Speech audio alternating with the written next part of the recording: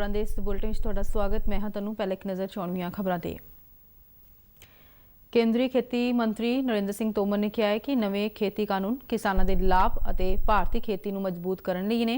विदेशी पत्रकार नाल गलबात करदे कहा कि यह कानून किसानों को फसल वेचण की आज़ादी, नवीनतम तकनोलॉजी तक पहुँच और उद्यमता उत्साहित करने वाले ने।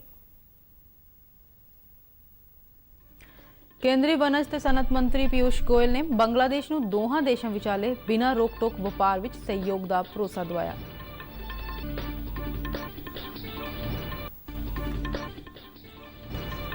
साबका प्रधानमंत्री चौधरी चरण सिंह का जन्म दिहाड़ा किसान दिवस वजों मनाया जा रहा है। पीयूष गोयल ने ट्वीट करके उन्होंने नमन किया। जम्मू कश्मीर दियां जिला विकास परिषद दियां 280 सीटां विचों ऐलाने गए 256 नतीजों विचों भारतीय जनता पार्टी नूं 74 सीटां ते जित हासिल हुई।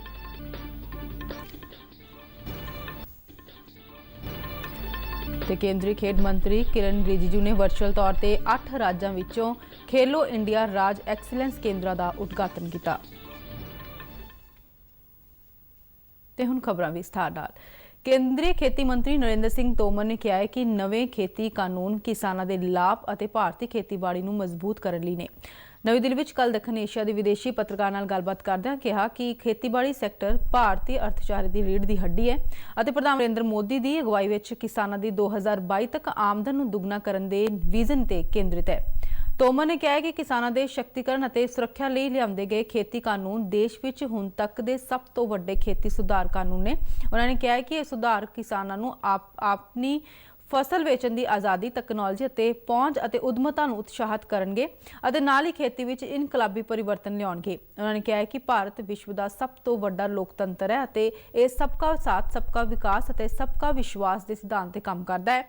उन्होंने कहा कि नवे खेती सुधार कानून रातों रात ही नहीं बनाए गए हैं बल्कि पिछले 2 दहाकिਆਂ तो ही भी वध खेती माहरां और ਵੱਖ-ਵੱਖ कमेटियां ते समूहां विचाले होए विचार वटांदरे और सुझावां तो बाद बनाए गए हैं। MSP के संबंध में उन्होंने कहा है कि एक प्रशासनिक फैसला है और जारी रहेगा। उन्होंने कहा कि मोदी सरकार ने MSP उत्ते अपनी वचनबद्धता को पूरी तरह स्पष्ट किया है और 2020-21 दियां खरीफ सीजन दियां फसलों समेत कई फसलों के मूल में वाधा किया है। उन्होंने कहा कि MSP किसानों को उन्होंने फसल लागत का घट्टो घट्ट 1.5 गुणा देने के फार्मूले पर आधारित है और वादा किया ही नहीं गया बल्कि निभाया भी गया है। उन्होंने पिछले 6 सालों दौरान खेती और किसान भलाई मंत्रालय वालों चुके गए कई कदमों और सुधारों बारे भी दस्या। उन्होंने कहा कि भारत ने अनाज की कमी तो वाधू अनाज पैदा करने लिए एक लंबा सफर तय किया है और सरकार ये महसूस करती है कि देश के अर्थचारे की रीढ़ की हड्डी खेती सैक्टर को मजबूत किया जाएगा। और उनकी ये चिंता है कि सरकार बिलों में कोई संशोधन करने जा रही है। उन्होंने कहा कि ये बिल किसानों की दृष्टि से बहुत कारगर हैं, किसानों के लिए फायदे में हैं और बिल में किसी भी प्रकार का परिवर्तन नहीं किया जाना चाहिए, ये मांग करने के लिए वो आए थे। उन्होंने अपनी बात भी की, उनके मन में जो भ्रांति थी और बाकी जो समस्याएं थी उन पर भी चर्चा हुई।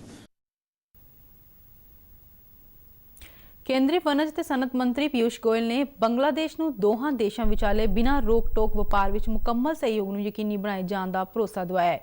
खेती सैक्टर ते भारत बांग्लादेश वर्चुअल कॉन्फ्रेंस को संबोधन करदे गोयल ने बांग्लादेश को खेती वस्तों की बरामद समेत कई होर वस्तों के ड्यूटी मुक्त व्यापार तक पहुंच की पेशकश की है। उन्होंने कहा कि असीं अज दोहां देशों के लोगों के बेहतर भविख की कामना कर सकते हैं। विशेष तौर पर आर्थिक खुशहाली पक्षों किसानों को खुशहाल करने के मामले में अजिहा वधेरे कारगर साबित हो सकता है। गोयल ने कहा है कि दोहां देशों ने आपसी भरोसे और मित्रता के आधार पर चंगे रिश्ते कायम किए हैं और ये रिश्ते हुण आर्थिक लाभों और नुकसानों तो परे ने। उन्होंने कहा कि पिछले 6 सालों दौरान दोहां देशों विचाले संबंध होर मजबूत होए ने।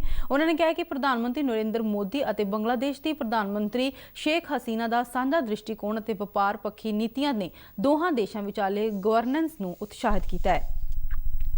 ਦੇਸ਼ ਦੇ 5ਵੇਂ ਪ੍ਰਧਾਨ ਮੰਤਰੀ ਚੌਧਰੀ ਚਰਨ ਸਿੰਘ ਦਾ ਅੱਜ ਜਨਮ ਦਿਨ ਹੈ। ਸਨ 1902 ਵਿੱਚ ਇੱਕ ਕਿਸਾਨ ਪਰਿਵਾਰ ਵਿੱਚ ਜਨਮੇ ਚੌਧਰੀ ਚਰਨ ਸਿੰਘ 28 ਜੁਲਾਈ 1979 ਤੋਂ 14 ਜਨਵਰੀ 1980 ਤੱਕ ਦੇਸ਼ ਦੇ ਪ੍ਰਧਾਨ ਮੰਤਰੀ ਰਹੇ। ਹਰ ਸਾਲ ਅੱਜ ਦੇ ਦਿਨ ਉਹਨਾਂ ਦਾ ਜਨਮ ਦਿਨ ਰਾਸ਼ਟਰੀ ਕਿਸਾਨ ਦਿਵਸ ਵਜੋਂ ਮਨਾਇਆ ਜਾਂਦਾ ਹੈ। ਉਹਨਾਂ ਦਾ ਜਨਮ ਦਿਨ ਨਾ ਸਿਰਫ ਉਹਨਾਂ ਵੱਲੋਂ ਕੀਤੇ ਗਏ ਕੰਮਾਂ ਲਈ ਬਲਕਿ ਦੇਸ਼ ਵਿੱਚ ਕਿਸਾਨਾਂ ਦੇ ਮਹੱਤਵ ਨੂੰ ਉਜਾਗਰ ਕਰਨ ਲਈ ਵੀ ਮਨਾਇਆ ਜਾਂਦਾ ਹੈ। ਉਹ ਰਾਸ਼ਟਰਪਿਤਾ ਮਹਾਤਮਾ ਗਾਂਧੀ ਦੇ ਫਲਸਫੇ ਤੋਂ ਪ੍ਰਭਾਵਿਤ ਸਨ ਅਤੇ ਅਹਿੰਸਾ ਦੇ ਅਸਹਿਯੋਗ ਅੰਦੋਲਨ ਤੋਂ ਪ੍ਰਭਾਵਿਤ ਹੋ ਕੇ 1930 ਵਿੱਚ ਉਹਨਾਂ ਨੇ ਸਿਆਸਤ ਵਿੱਚ ਕਦਮ ਰੱਖਿਆ ਸੀ। ਅੱਜ ਉਹਨਾਂ ਦਾ ਜਨਮ ਦਿਨ ਕਿਸਾਨ ਦਿਵਸ ਵਜੋਂ ਮਨਾਇਆ ਜਾ ਰਿਹਾ ਹੈ।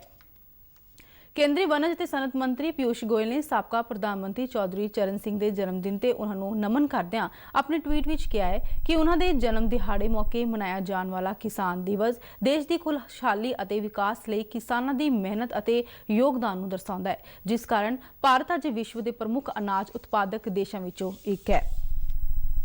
ਜੰਮੂ ਕਸ਼ਮੀਰ ਵਿੱਚ ਧਾਰਾ 370 ਨੂੰ ਹਟਾਏ ਜਾਣ ਅਤੇ ਸੂਬੇ ਦੇ ਪੁਨਰਗਠਨ ਤੋਂ ਬਾਅਦ ਕਰਵਾਈਆਂ ਗਈਆਂ ਜ਼ਿਲ੍ਹਾ ਵਿਕਾਸ ਕੌਂਸਲ ਦੀਆਂ ਚੋਣਾਂ ਦੇ ਨਤੀਜਿਆਂ ਅਨੁਸਾਰ ਭਾਰਤੀ ਜਨਤਾ ਪਾਰਟੀ ਨੂੰ 7 ਸੀਟਾਂ ਤੇ ਕਾਮਯਾਬੀ ਹਾਸਲ ਹੋਈ ਹੈ। ਕੇਂਦਰ ਸ਼ਾਸਤ ਪ੍ਰਦੇਸ਼ ਜੰਮੂ ਕਸ਼ਮੀਰ ਦੀਆਂ 280 ਜ਼ਿਲ੍ਹਾ ਵਿਕਾਸ ਕੌਂਸਲ ਚੋਣਾਂ ਵਿੱਚੋਂ 256 ਦੇ ਨਤੀਜੇ ਹਾਸਲ ਹੋਏ ਨੇ। ਇਹਨਾਂ ਵਿੱਚੋਂ ਗੁਪਕਾਰ ਗਠਜੋੜ ਨੂੰ 98, ਕਾਂਗਰਸ ਨੂੰ 22, ਜੇਕੇਏਪੀ ਨੂੰ 12, ਪੀਪੀ ਨੂੰ 2 ਅਤੇ ਹੋਰਨਾਂ ਨੂੰ 50 ਸੀਟਾਂ ਤੇ ਜਿੱਤ ਹਾਸਲ ਹੋਈ ਹੈ। ਭਾਰਤੀ ਜਨਤਾ ਪਾਰਟੀ ਨੇ ਸ਼੍ਰੀਨਗਰ, ਪੁਲਵਾਮਾ ਅਤੇ ਬਾਂਦੀਪੋਰਾ ਵਿੱਚ ਇੱਕ-ਇੱਕ ਸੀਟ ਤੇ ਕਬਜ਼ਾ ਕੀਤਾ।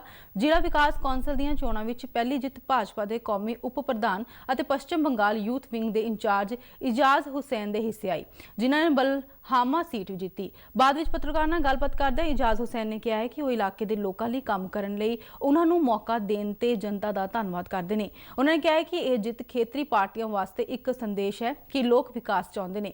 ਭਾਜਪਾ ਦੇ ਕੌਮੀ ਬੁਲਾਰੇ ਸਈਦ ਸ਼ਾਹਨਵਾਜ਼ ਹੁਸੈਨ ਨੇ ਭਾਜਪਾ ਦੀ ਜਿੱਤ ਤੇ ਪ੍ਰਤੀਕਿਰਿਆ ਦਿੰਦਿਆਂ ਕਿਹਾ ਹੈ ਕਿ ਕਸ਼ਮੀਰ ਵਿੱਚ ਕਮਲ ਖਿੜਿਆ ਹੈ। ਭਾਜਪਾ ਦੇ ਇੱਕ ਹੋਰ ਸੀਨੀਅਰ ਆਗੂ ਰਾਮ ਮਾਧਵ ਨੇ ਵੀ ਪਾਰਟੀ ਉਮੀਦਵਾਰ ਇਜਾਜ਼ ਹੁਸੈਨ ਨੂੰ ਜਿੱਤ ਤੇ ਵਧਾਈ ਦਿੱਤੀ ਹੈ। ਪ੍ਰਧਾਨ ਮੰਤਰੀ ਨਰਿੰਦਰ ਮੋਦੀ ਭਲਕੇ ਵੀਡੀਓ ਕਾਨਫਰੰਸ ਰਾਹੀਂ ਸ਼ਾਂਤੀ ਨਿਕੇਤਨ ਵਿਖੇ ਵਿਸ਼ਵ ਭਾਰਤੀ ਯੂਨੀਵਰਸਿਟੀ ਦੇ ਸ਼ਤਾਬਦੀ ਸਮਾਗਮ ਨੂੰ ਸੰਬੋਧਨ ਕਰਨਗੇ।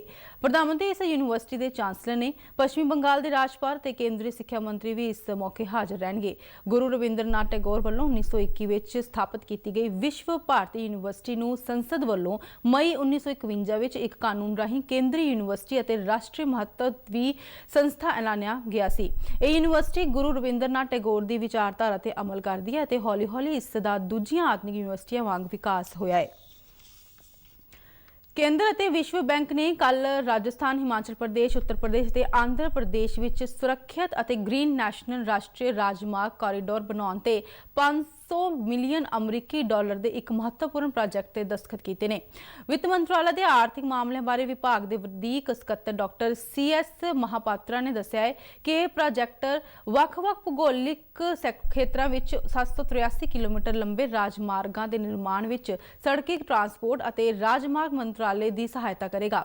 ਉਹਨਾਂ ਨੇ ਦੱਸਿਆ ਕਿ ਇਸ ਪ੍ਰੋਜੈਕਟ ਨਾਲ ਵਾਹਨਯੋਗ ਸੜਕਾਂ ਨੂੰ ਸੁਰੱਖਿਅਤ ਬਣਾਉਣ ਵਿੱਚ ਮਦਦ ਮਿਲੇਗੀ ਅਤੇ ਉੱਤਰ ਪ੍ਰਦੇਸ਼, ਆਂਧਰਾ ਪ੍ਰਦੇਸ਼, ਰਾਜਸਥਾਨ ਤੇ ਹਿਮਾਚਲ ਪ੍ਰਦੇਸ਼ ਦੇ ਕੁਝ ਚੋਣਵੇਂ ਖੇਤਰਾਂ ਵਿੱਚ ਸੜਕੀ ਸੰਪਰਕ ਬਿਹਤਰ ਬਣੇਗਾ ਅਤੇ ਆਰਥਿਕ ਵਿਕਾਸ ਨੂੰ ਹੁਲਾਰਾ ਮਿਲੇਗਾ। ਉਹਨਾਂ ਨੇ ਦੱਸਿਆ ਕਿ ਭਾਰਤ ਸਰਕਾਰ ਨੇ ਸੜਕਾਂ ਦੇ ਬੁਨਿਆਦੀ ਢਾਂਚੇ ਨੂੰ ਮਜ਼ਬੂਤ ਕਰਨ ਲਈ ਕਈ ਸਰਮਾਏਕਾਰੀ ਪ੍ਰੋਗਰਾਮ ਸ਼ੁਰੂ ਕੀਤੇ ਨੇ। ਕੇਂਦਰੀ ਖੇਡ ਅਤੇ ਯੁਵਾ ਮਾਮਲਿਆਂ ਬਾਰੇ ਮੰਤਰੀ ਕਿਰਨ ਰਿਜੀਜੂ ਨੇ ਕੱਲ 8 ਰਾਜਾਂ ਵਿੱਚੋਂ ਖੇਲੋ ਇੰਡੀਆ ਐਕਸਲੈਂਸ ਕੇਂਦਰਾਂ ਦਾ ਵਰਚੁਅਲ ਤੌਰ ਤੇ ਉਦਘਾਟਨ ਕੀਤਾ। ਇਨ੍ਹਾਂ ਰਾਜਾਂ ਵਿੱਚ ਮਣੀਪੁਰ, ਅਰੁਣਾਚਲ ਪ੍ਰਦੇਸ਼, ਮਿਜ਼ੋਰਮ, ਕੇਰਲ, ਤੇਲੰਗਾਨਾ, ਨਾਗਾਲੈਂਡ, ਕਰਨਾਟਕ ਅਤੇ ਓਡੀਸ਼ਾ ਸ਼ਾਮਲ ਨੇ। ਇਸ ਮੌਕੇ ਬੋਲਦਿਆਂ ਰਿਜੀਜੂ ਨੇ ਕਿਹਾ ਕਿ ਭਾਰਤ ਵਿੱਚ ਖੇਡਾਂ ਲਈ ਇਹ ਦਿਨ ਬਹੁਤ ਮਹੱਤਵਪੂਰਨ ਹੈ ਅਤੇ ਦੇਸ਼ ਵਿੱਚ ਖੇਡ ਸੱਭਿਆਚਾਰ ਦੇ ਵਿਕਾਸ ਦੀ ਇੱਕ ਨਵੀਂ ਤੇ ਮਹੱਤਵਪੂਰਨ ਸ਼ੁਰੂਆਤ ਹੋਈ ਹੈ। ਉਹਨਾਂ ਨੇ ਕਿਹਾ ਕਿ ਭਾਰਤ ਦਾ ਨੌਜਵਾਨ ਭਾਰਤ ਸਰਕਾਰ ਅਤੇ ਸੂਬਾ ਸਰਕਾਰਾਂ ਵੱਲੋਂ ਖੇਡਾਂ ਦੇ ਖੇਤਰ ਵਿੱਚ ਕੀਤੀਆਂ ਜਾਣ ਵਾਲੀਆਂ ਪਹਿਲ ਕਦਮੀਆਂ ਵੱਲ ਵੇਖ ਰਿਹਾ ਹੈ। ਉਹਨਾਂ ਨੇ ਕਿਹਾ ਕਿ ਪ੍ਰਧਾਨ ਮੰਤਰੀ ਨਰਿੰਦਰ ਮੋਦੀ ਨੇ ਖੇਡਾਂ ਨੂੰ ਹਰ ਇੱਕ ਭਾਰਤੀ ਦੇ ਜੀਵਨ ਦੀ ਇੱਕ ਵਿਧੀ ਦੱਸਿਆ ਹੈ ਤੇ ਭਾਰਤ ਸਰਕਾਰ ਹਰ ਇੱਕ ਲਈ ਬੁਨਿਆਦੀ ਸਹੂਲਤਾਂ ਦੀ ਸਿਰਜਣਾ ਕਰਨਾ ਚਾਹੁੰਦੀ ਹੈ। ਰਿਜੀਜੂ ਨੇ ਦੱਸਿਆ ਹੈ ਕਿ ਰਾਸ਼ਟਰੀ ਐਕਸਲੈਂਸ ਕੇਂਦਰਾਂ ਤੋਂ ਇਲਾਵਾ ਖੇਲੋ ਇੰਡੀਆ ਰਾਜ ਐਕਸਲੈਂਸ ਕੇਂਦਰ ਸ਼ੁਰੂ ਕੀਤੇ ਜਾ ਰਹੇ ਨੇ। ਉਹਨਾਂ ਨੇ 2028 ਵਿੱਚ ਹੋਣ ਵਾਲੀਆਂ ਲਾਸ ਐਂਜਲਸ ਓਲੰਪਿਕ ਖੇਡਾਂ ਵਿੱਚ ਭਾਰਤ ਨੂੰ ਚੋਟੀ ਦੇ 10 ਦੇਸ਼ਾਂ ਵਿੱਚ ਦੇਖਣ ਦੇ ਵਿਜ਼ਨ ਨੂੰ ਦੁਹਰਾਇਆ। ਉਹਨਾਂ ਨੇ ਕਿਹਾ ਕਿ ਇਸ ਮੰਤਵ ਲਈ ਕੇਂਦਰ ਤੇ ਸੂਬਾ ਸਰਕਾਰਾਂ ਨੂੰ ਮਿਲ ਕੇ ਕੰਮ ਕਰਨਾ ਹੋਵੇਗਾ ਅਤੇ ਕੇਂਦਰ ਵੱਲੋਂ ਸੂਬਾ ਸਰਕਾਰਾਂ ਨੂੰ ਸਾਰੀ ਹੀ ਲੋੜੀਂਦੀ ਆਰਥਿਕ ਸਹਾਇਤਾ ਮੁਹੱਈਆ ਕਰਵਾਈ ਜਾਵੇਗੀ ਤਾਂ ਜੋ ਉਹ ਆਪਣੇ ਸੂਬਿਆਂ ਵਿੱਚ ਖੇਡਾਂ ਦੇ ਬੁਨਿਆਦੀ ਢਾਂਚੇ ਨੂੰ ਸਹੀ ਢੰਗ ਨਾਲ ਵਿਕਸਿਤ ਕਰ ਸਕਣ। ਉਹਨਾਂ ਨੇ ਕਿਹਾ ਕਿ ਅਸੀਂ 1 ਜਾਂ 2 ਤਮਗਿਆਂ ਨਾਲ ਸੰਤੁਸ਼ਟ ਨਹੀਂ ਹੋ ਸਕਦੇ ਅਤੇ ਸਾਨੂੰ 2028 ਦੀਆਂ ਓਲੰਪਿਕ ਖੇਡਾਂ ਵਿੱਚ ਚੋਟੀ ਦੇ 10 ਦੇਸ਼ਾਂ ਵਿੱਚ ਆਪਣੀ ਥਾਂ ਬਣਾਉਣ ਲਈ ਸਖਤ ਮਿਹਨਤ ਕਰਨੀ ਹੋਵੇਗੀ। ਪਾਕਿਸਤਾਨੀ ਫੌਜ ਨੇ ਕੱਲ ਫਿਰ ਜੰਮੂ ਕਸ਼ਮੀਰ ਦੇ ਸਰਹੱਦੀ ਜ਼ਿਲ੍ਹੇ ਪੁੰਛ ਵਿੱਚ ਕੰਟਰੋਲ ਰੇਖਾ ਨਾਲ ਲੱਗਦੀਆਂ ਭਾਰਤੀ ਚੌਂਕੀਆਂ ਅਤੇ ਸ਼ਹਿਰੀ ਇਲਾਕਿਆਂ ਤੇ ਬਿਨਾਂ ਕਿਸੇ ਭੜਕਾਹਟ ਦੇ ਅੰਨ੍ਹੇਵਾਹ ਗੋਲੀਬਾਰੀ ਕੀਤੀ। ਇਸ ਰੱਖਿਆ ਬੁਲਾਰੇ ਨੇ ਇੱਕ ਦੱਸਿਆ ਹੈ ਕਿ ਕੱਲ ਤਕਰੀਬਨ ਸ਼ਾਮ 5:15 ਵਜੇ ਪਾਕਿਸਤਾਨੀ ਫੌਜ ਨੇ ਪਹਿਲਾਂ ਛੋਟੇ ਹਥਿਆਰਾਂ ਨਾਲ ਗੋਲੀਬਾਰੀ ਕੀਤੀ ਅਤੇ ਮਗਰੋਂ ਮੋਰਟਾਰ ਦੇ ਗੋਲੇ ਦਾਗੇ। ਬੁਲਾਰੇ ਨੇ ਦੱਸਿਆ ਕਿ ਭਾਰਤੀ ਫੌਜ ਨੇ ਵੀ ਪਾਕਿਸਤਾਨੀ ਫੌਜ ਦੀ ਇਸ ਕਾਰਵਾਈ ਦਾ ਫੌਰੀ ਤੌਰ ਤੇ ਢੁਕਵਾਂ ਜਵਾਬ ਦਿੱਤਾ।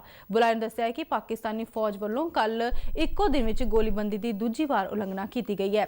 ਇਸ ਤੋਂ ਪਹਿਲਾਂ ਸਵੇਰੇ 9:30 ਵਜੇ ਪਾਕਿਸਤਾਨੀ ਫੌਜ ਨੇ ਮਾਨਕੋਟ ਇਲਾਕੇ ਵਿੱਚ ਸਰਹੱਦੀ ਚੌਂਕੀਆਂ ਅਤੇ ਸ਼ਹਿਰੀ ਇਲਾਕਿਆਂ ਨੂੰ ਨਿਸ਼ਾਨਾ ਬਣਾਉਂਦਿਆਂ ਗੋਲੀਬਾਰੀ ਕੀਤੀ ਸੀ।